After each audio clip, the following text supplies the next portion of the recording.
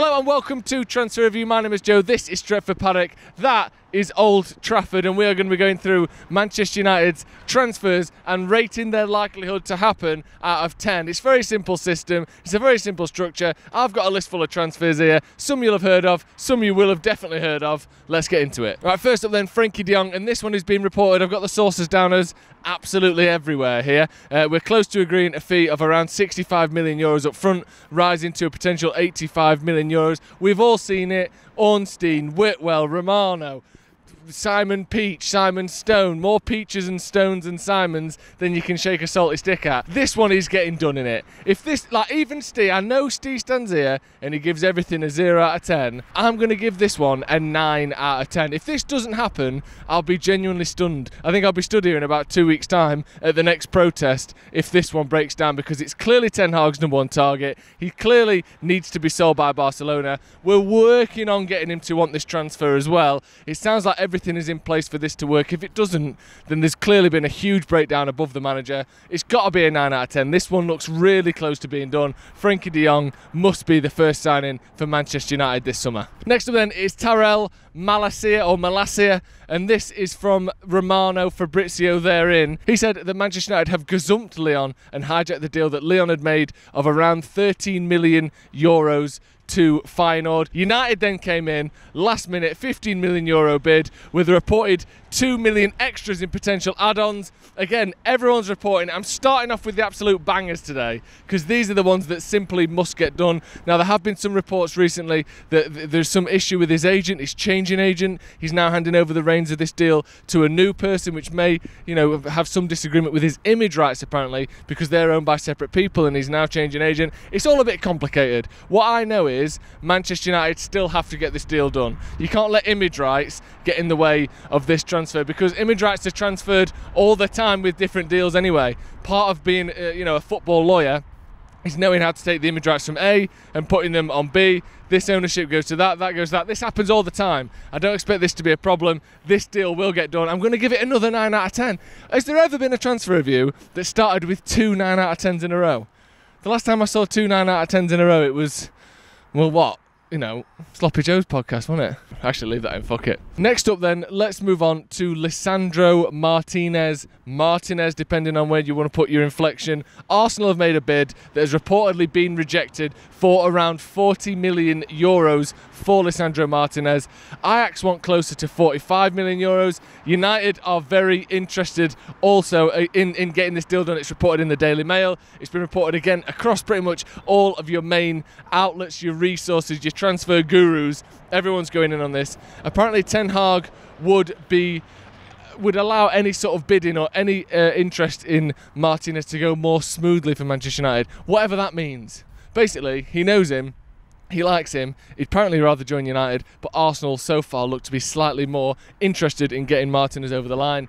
I think this one is one of them where you can toss a coin pretty much, but I'm going to be slightly more pessimistic. I'm going to say 4 out of 10. Now let's move on to some of the more fun transfer rumours from the week. Matthias de Ligt. United have held talks with de Ligt, according to Calcio Mercato. Now, he's wanted by Chelsea. He's on loads of money. Juve only just bought him a couple of years ago. He's not quite been the player that they thought he would be. But the thing with him is, he's only 22 years old.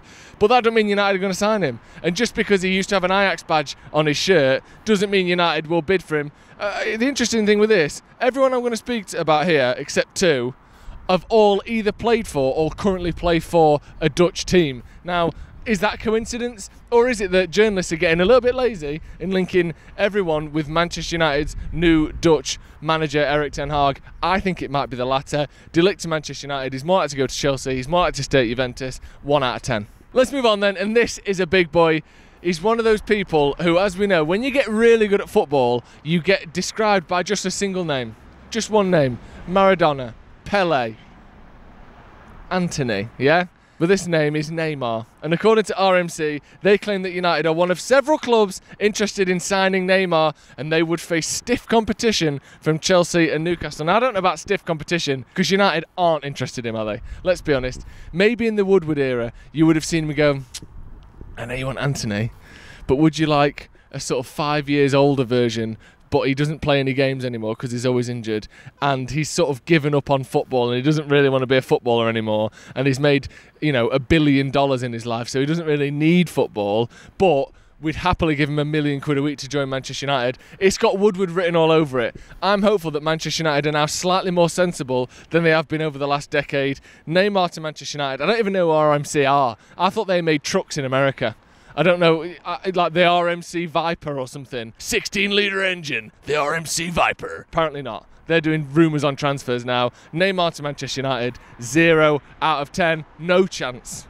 Absolutely no chance. It's one of them. If it happens, it won't be the worst thing in the world, so I'm allowed to say 0 because you can't get hurt then. No chance. Right then, next up is Leicester's Youri Tielemans. And according to the Daily Mail, Manchester United are keeping tabs on Youri Tielemans. Sound the alarm.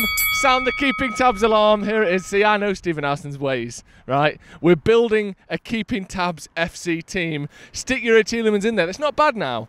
It's not a bad little team we've got here. We've got Anthony on that right-hand side. We've got Tielemans in the midfield. Who else we got? We've got Dan Juma on the left-hand side. We're getting ourselves a little team going here. Keeping tabs FC, almost as good as Free Agent FC, almost as good as Martial FC. If we get, you know, what, 8 more players, we've got a full keeping tabs starting 11 if we're not careful. Youri Tielemans got 1 year left on his deal. We are keeping tabs apparently, but again, this seems like a sort of deal that 12 months ago United would have been looking at 50, 60 million quid for him. Leicester have a bad season. Now all of a sudden the rumours are talking more 30, 40 million. If he seems to be the right man, he's a more sort of industrious box-to-box kind of player. If Ten Hag wants him, if he's maybe seen as a backup to De Jong or something like that, if that deal doesn't get done, I can see why there might be value in this. I just don't think it's going to happen. Youri Tielemans to Manchester United, 1 out of 10. Right then, that is all from me. Stephen Howson will be back next week with his new robot legs, running down the concourse at Old Trafford, and you'll just hear nothing but steel hitting concrete as Stephen the Robot Howson returns at a speed of, I reckon he can probably run about 250 miles an hour with these new legs. I think they're going to put treads on the bottom of his feet so he's all-terrain as well, which is basically the best version of Stephen Howson you've ever seen. I've been Joe Smith. This has been Stretford Paddock. Hit subscribe if you haven't already. We are going on tour next week, so everything coming out from Thailand, from Australia, from Oslo as well. Everything that comes out from there, we will get it to you first. Make sure you tune into Stretford Paddock for all of that. Thank you very much for joining us, and we'll see you in a bit.